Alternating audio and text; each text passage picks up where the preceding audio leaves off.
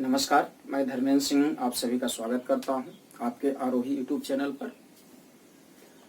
आज हम आप लोगों के नया चैप्टर इतिहास, आधुनिक इतिहास में चर्चा करेंगे कि ईस्ट इंडिया कंपनी के स्थापना के समय या ईस्ट इंडिया कंपनी के चरमोत्कर्ष के समय भारत की राजनीतिक स्थिति।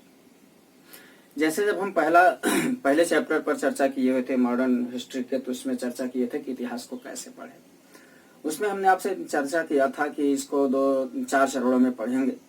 पहले चरण में जहां एक तरफ यूरोपीय कंपनियों का आगमन था, तो दूसरी तरफ वहीं भारत के आंतरिक राजनीतिक स्थिति की बात थी।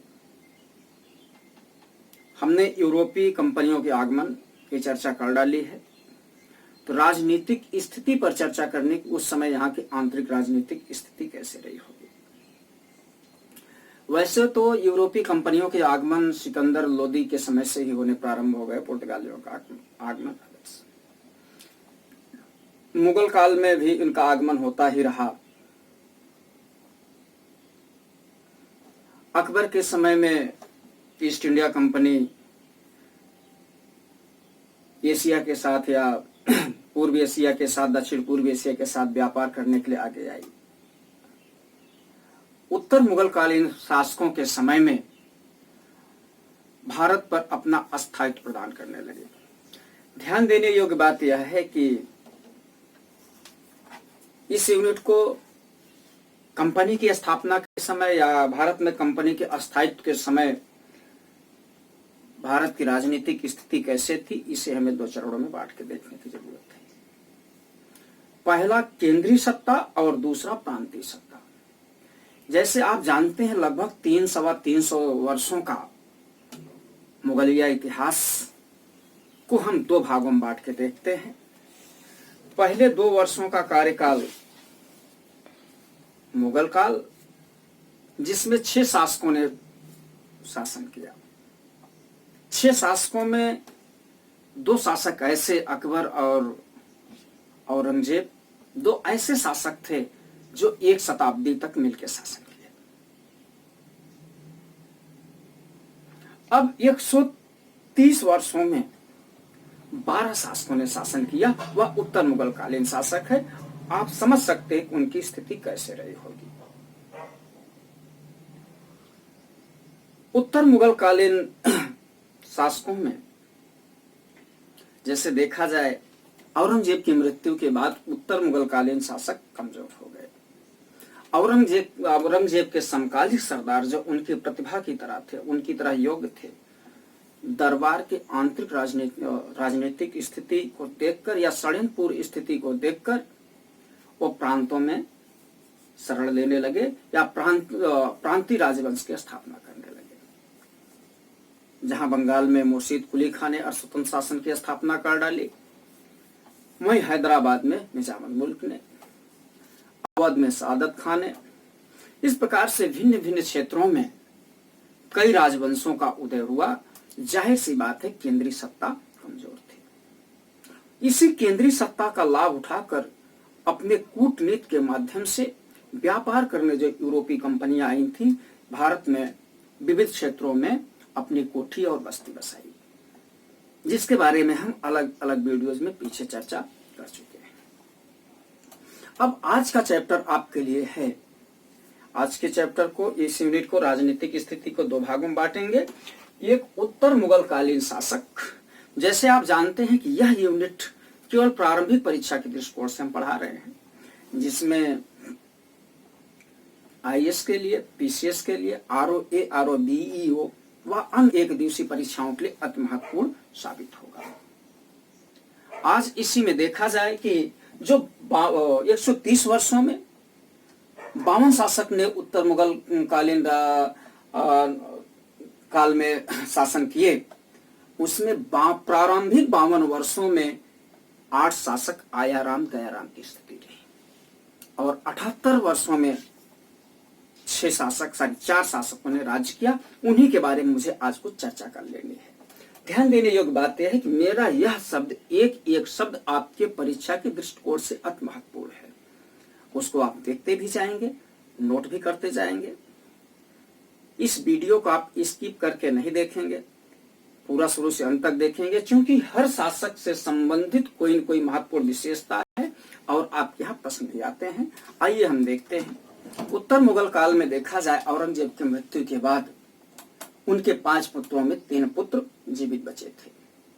3 पुत्रों में एक मुअज्जम था, दूसरा आजम, तीसरा कामबख्श। ये भिन्न भिन्न क्षेत्रों में गवर्नरी संभाले हुए थे या अभियान पर गए हुए थे। जैसे 3 मार्च दिन शुक्रवार 1707 को औरंगजेब की मृत्यु हुई। यह सूचना लोगों के पास उनके पुत्रों में पहुंची। जहां पहुंची वहीं इनके पुत्र अपने आप को स्वतंत्र शासक के रूप में घोषित कर दिए और एक दूसरे से संघर्षरत हो गए। उसी में पहला शासक इनका, इस कालखंड का पहला शासक था बहादुर शाह, जिसने अपनी उपाधि शाह आलम के नाम से रखी। यह बहादुर शाह औरंगजेब का मुअज्जम नामक पुत्र था। जब ये मुअज्जम नामक पुत्र था, देखा जाए तो ये इनकी उपाधि थी, इनका टाइम ड्यूरेशन था 1707 से, ध्यान दें, 1707 से 1712 के बीच में इन्होंने गद्दी स्थापित की।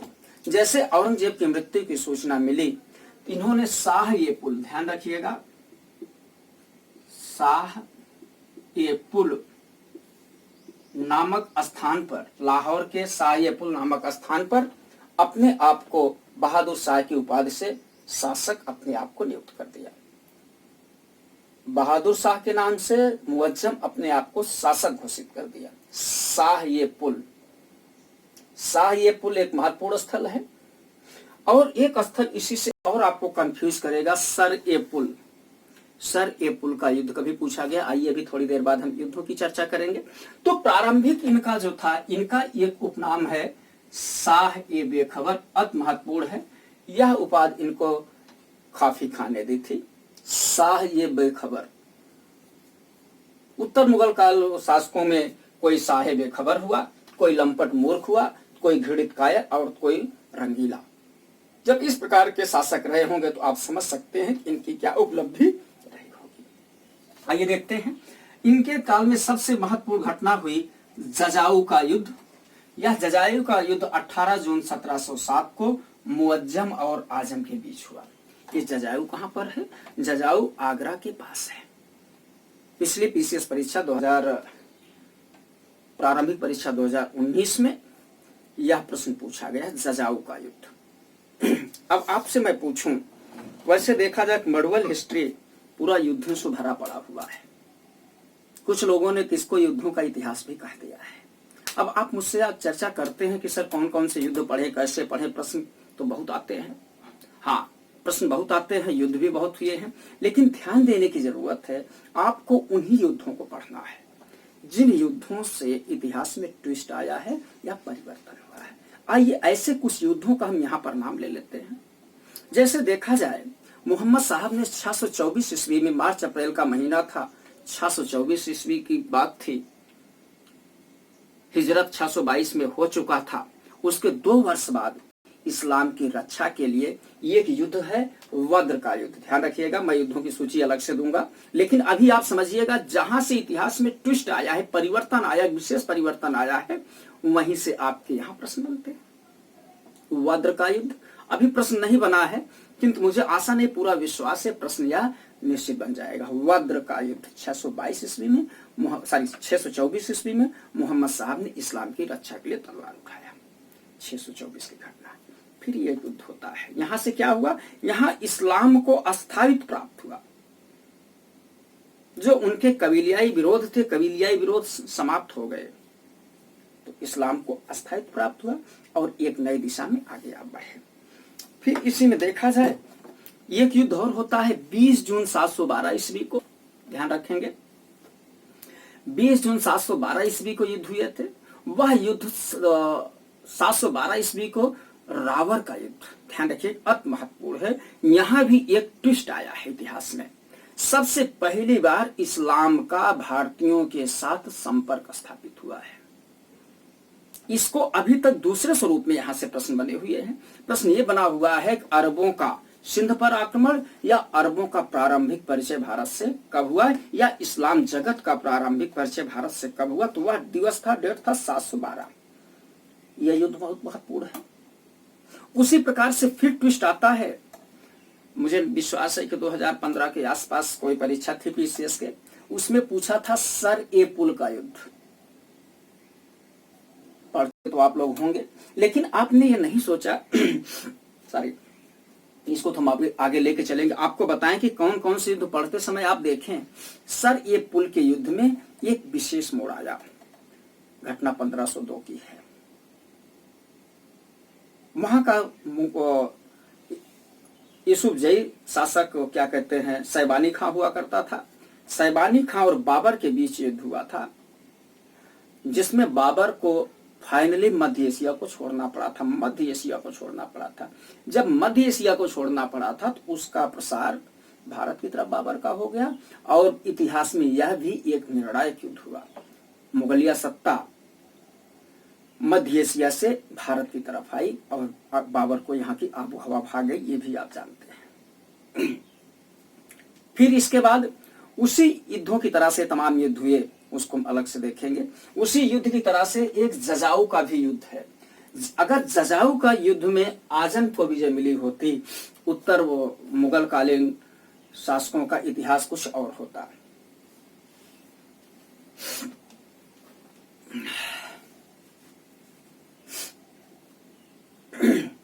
चलो और है, ठीक है। और दूसरी बहादुर शाह के समय की घटना थी, इन्होंने मराठा शासक साहू जी को छोड़ दिया। मराठा शासक साहू जी को इसलिए छोड़ दिया क्योंकि औरंगजेब ने साहू जी को बंदी बना लिया था।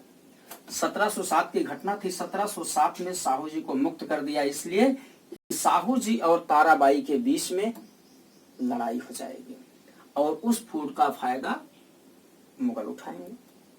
तो सबसे महत्वपूर्ण घटना, साहू जी को इसने कैद खाने से मुक्त कर दिया। किसके कहने पर? जुल्फिकार अली के कहने पर, ठीक है, जुल्फिकार अली। फिर अगला प्रश्न है, 1711 में इनके शासनकाल में डच शिष्टमंडल आया। डच शिष्टमंडल आया जेसुआ केटलर के नेतृत्व में। इसमें एक पुर्तगाली महिला भी थी, बहुत महत्वपूर्ण है, पुर्तगाली महिला भी थी जिनका नाम जूलियाना था, जिसे बीवी फिदवा की उपाधि दी गई थी। यह प्रश्न आपसे पूछा जा सकता है। वैसे कंटेंट यहाँ बहुत हैं, लेकिन हम उन्हीं कंटेंटों को लेकर चलने की कोशिश कर रहे हैं जो आपके परीक्षा के दृष्टिकोण से अति महत्वपूर्ण है। यहाँ अति महत्वपूर्ण प्रश्न क्या है? साहिब-ए-खबर और जजाऊ का युद्ध, ठीक। फिर उसके बाद देखा जाए, इनकी मृत्यु के बाद एक महत्वपूर्ण बात यह रही, इनकी मृत्यु के बाद इनके शव को 10 सप्ताह तक, अति महत्वपूर्ण प्रश्न है, 10 सप्ताह तक इनके शव को दफनाया नहीं गया था, क्योंकि बहादुर शाह के चारों पुत्रों में, ठीक है, चारों पुत्रों में जहान शाह, अजीम उस्सान, रफी उस्सान और ठीक है जहांदार शाह के बीच में गृह युद्ध हो गया था। गृह युद्ध के चलते 10 सप्ताह तक बहादुर शाह के शव को दफनाया नहीं गया था। यह भी अपने में एक अपवाद है, कभी न कभी प्रश्न आपसे पूछा जा सकता है, ठीक।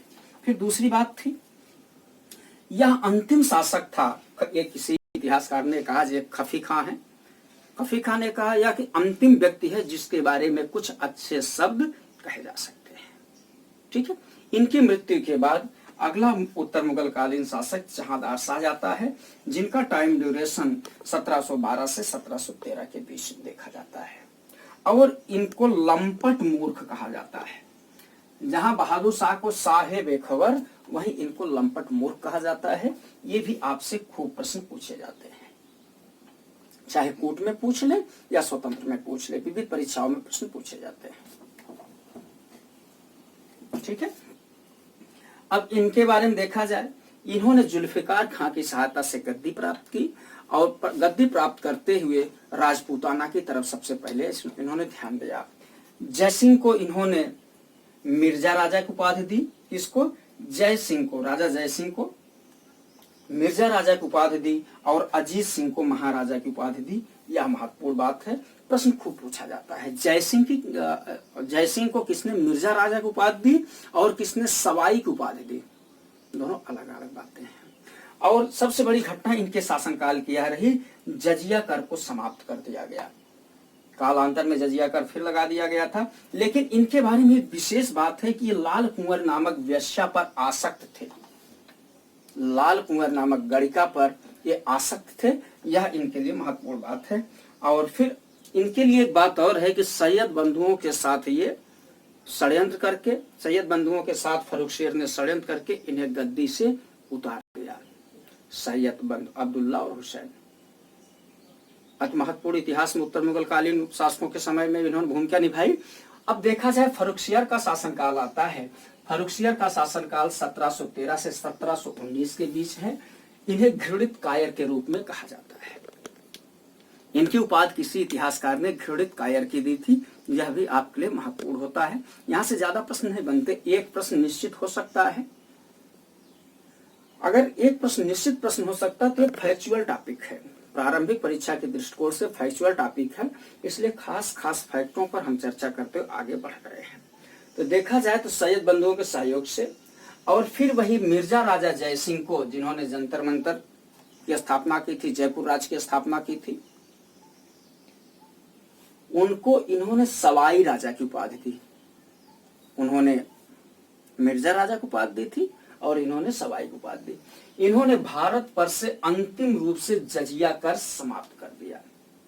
अति महत्वपूर्ण बात है, भारत पर से अंतिम रूप से जजिया कर समाप्त कर दिया।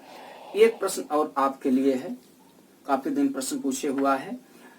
तो भारत में पहली बार जजिया कर कब लगाया गया और किस शासक ने लगाया है, यह हम जानना चाहेंगे।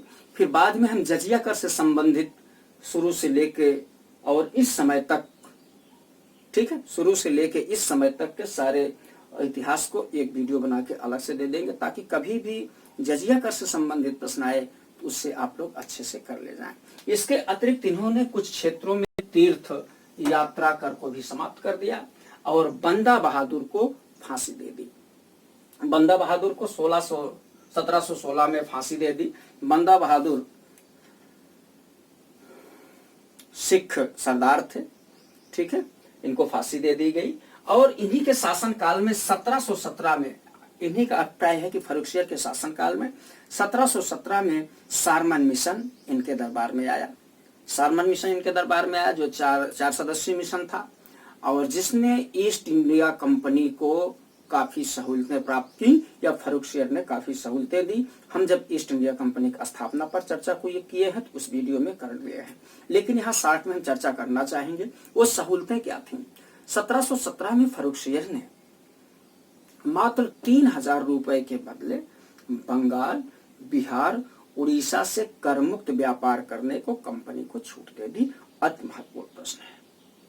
फिर इसके अतिरिक्त एक जगह से व्यापार करने की और छूट दी थी, सूरत से 10,000 रुपए के बदले 10,000 रुपए वार्षिक के बदले कर मुक्त व्यापार करने की छूट दी। फिर इसी के साथ देखा जाए, जो बंबई में ब्रिटिश ईस्ट इंडिया कंपनी के सिक्के बनाए जाते थे, वो सिक्के पूरे भारत में परिचालित होंगे, निर्बाध रूप से परिचालित होंगे, अर्थात इनके सिक्के को पूरी तरह से मान्यता मिलेगा। और हमने आपसे वही चर्चा और की हुई है। एक इतिहासकार और ब्रिटिश इतिहासकार, उन्होंने 1716 के इस फरमान को ईस्ट इंडिया कंपनी के लिए मैग्ना कार्टा कहा है, ठीक है। अगला प्रश्न देखा जाए, सैयद बंधुओं ने पेशवा बालाजी विश्वनाथ से, अति महत्वपूर्ण प्रश्न है। सैयद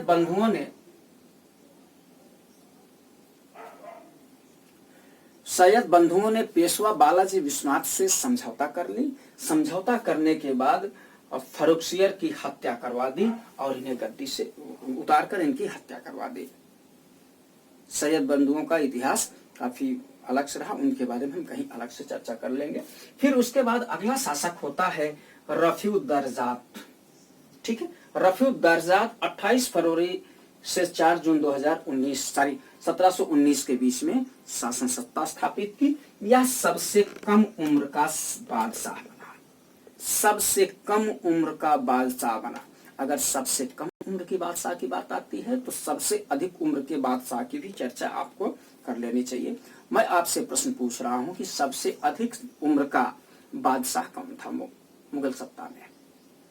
सबसे अधिक लंबे शासनकाल का, और ये सबसे कम समय के शासनकाल के बादशाह रहे, शॉर्ट टाइम, ये पूछा जाता। दोनों को आप देखने की कोशिश करिएगा। ये हो गया। और ये क्षय रोग से इनकी मृत्यु हो गई और इनको भी सैयद बंधुओं ने गद्दी पर बैठाया था। इसके अतिरिक्त अब अगला शासक आता है रफीउद्दौला, 6 जून से 17 सितंबर 1719, ठीक है, तक गद्दी पर रहे। ये शाहजहां द्वितीय के नाम से गद्दी पर बैठे। शाहजहां द्वितीय, शाहजहां प्रथम से तख्ते ताउस का इतिहास जुड़ा हुआ है, उसको हम बाद में देखेंगे। और ये अफीम का आदी था और इनकी मृत्यु पेचिश से हो गई थी। हम 2 प्रश्न आपके लिए फिर रखे हुए हैं। अगर ये अफीम के आदी थे तो पहला मुगल बादशाह कौन था जो अफीम का आदी था? और पहला मुगल बादशाह कौन था जिसकी पेचिश से मृत्यु हुई थी? ठीक है, अति महत्वपूर्ण दोनों प्रश्न हैं। फिर अगला है मोहम्मद शाह रंगीला। ये रोशन अख्तर के नाम से भी जाने जाते हैं। मोहम्मद शाह रंगीला, इनकी उपाधि रंगीला की थी। अब देखा जाए, बहादुर शाह के सबसे छोटे पुत्र जहान शाह का पुत्र था ये, और सैयद बंधुओं का अंत इन्हीं के शासनकाल में हुआ। सैयद बंधुओं की इन्होंने हत्या करवा दी और इन्हीं के शासनकाल में नादिर शाह का आक्रमण हुआ। ध्यान रखेंगे, इन्हीं के शासनकाल में नादिर शाह का आक्रमण हुआ और नादिर शाह 57 दिनों तक तांडव किया, भारत में रहा। 1 सप्ताह तक तो दिल्ली को ऐसे ही तांडव किया, उसको रोकने वाला कोई नहीं था। और नादिर शाह का इतिहास काफी दुर्दांतपूर्ण भरा है। ठीक है, नादिर शाह ने भारत से कोहिनूर हीरा और तख्ते ताउस उठा ले गया। और तख्ते ताउस, एक प्रश्न यहीं से फिर बनता है, तख्त ये ताउस पर बैठने वाला अंतिम मुगल शासक कौन था? अगर अंतिम मुगल शासक मोहम्मद शाह रंगीला था तो तख्ते ताउस पर बैठने वाला प्रथम मुगल शासक कौन था? शाहजहां। ठीक है, फिर इन्हीं के शासनकाल में केंद्रीय सत्ता अतिशय कमजोर हो गई। हैदराबाद, अवध में अर्ध स्वतंत्र राज्य की भी स्थापना हो गई, जैसे हमने भी पीछे चर्चा किया है। हैदराबाद की स्थापना निजाम उल मुल्क, जिनकी उपाधि चिनकिलिश खां था, और अवध की स्थापना सादात खां ने किया था।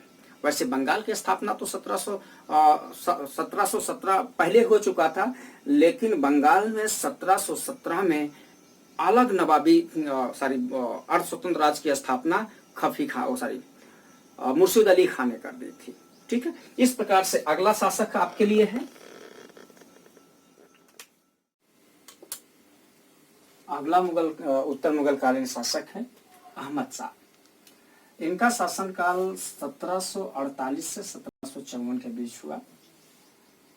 ये मोहम्मद शाह के पुत्रों में से एकमात्र पुत्र ये मोहम्मद शाह के हैं, और इनका जन्म एक नर्तकी के गर्भ से हुआ है। महत्वपूर्ण बात यह है, गद्दी पर बैठा था, एकमात्र नर्तकी के गर्भ से इसका जन्म हुआ था। अर्थव्यवस्था इनके काल में छिन्न भिन्न हो गई। सेना को वेतन देने के लिए सोने चांदी के बर्तन भी बेचे जाने लगे।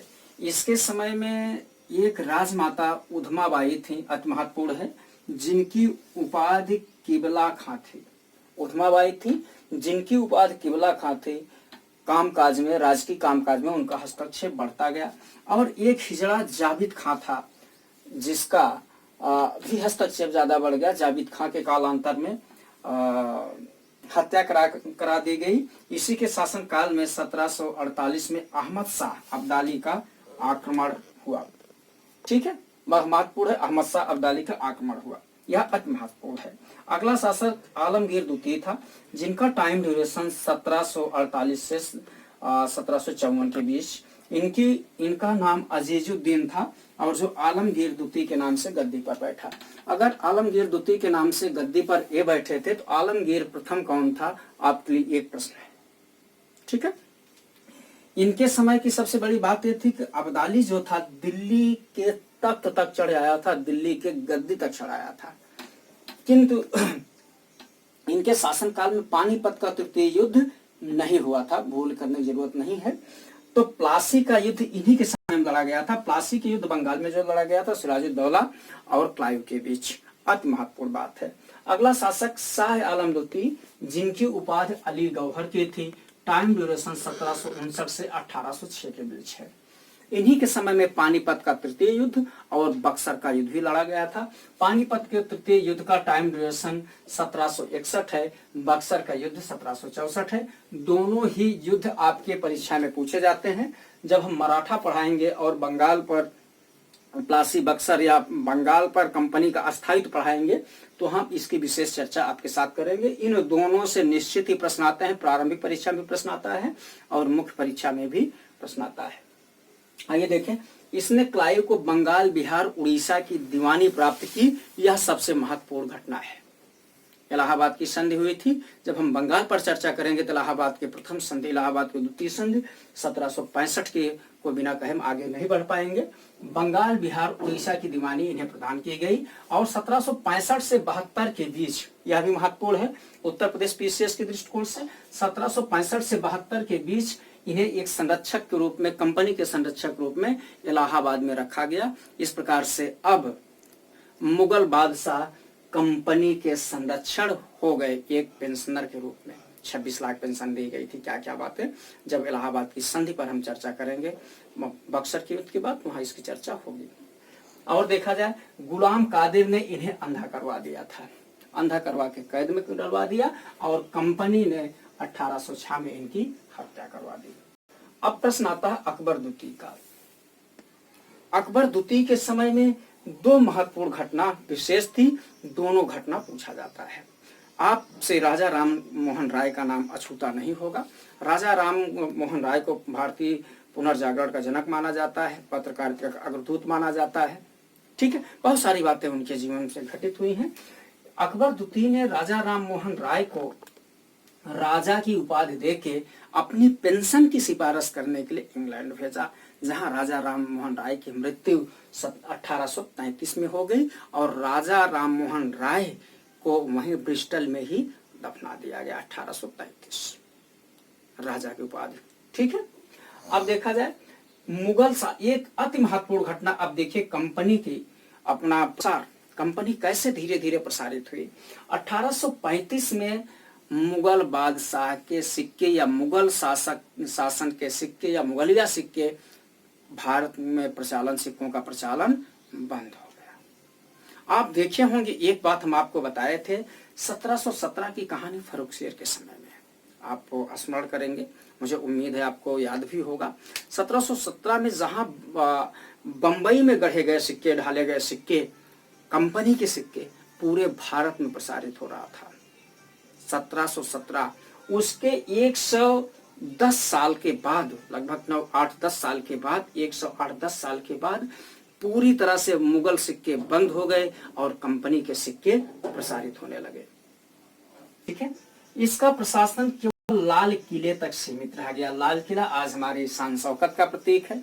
ठीक है, लाल किले तक सीमित रह गया। और अगला शासक बहादुर शाह है। बहादुर शाह को का नाम बहादुर शाह जफर उपनाम से कविता लिखा करते थे। जफर उपनाम अति महत्वपूर्ण है। मैं दो बातें आपसे पूछूंगा। एक गुलरुखी नाम से कौन शासक कविता करता था? ठीक है, और इन्हीं के समय में, बहादुर शाह द्वितीय के समय में 1857 का विद्रोह हुआ।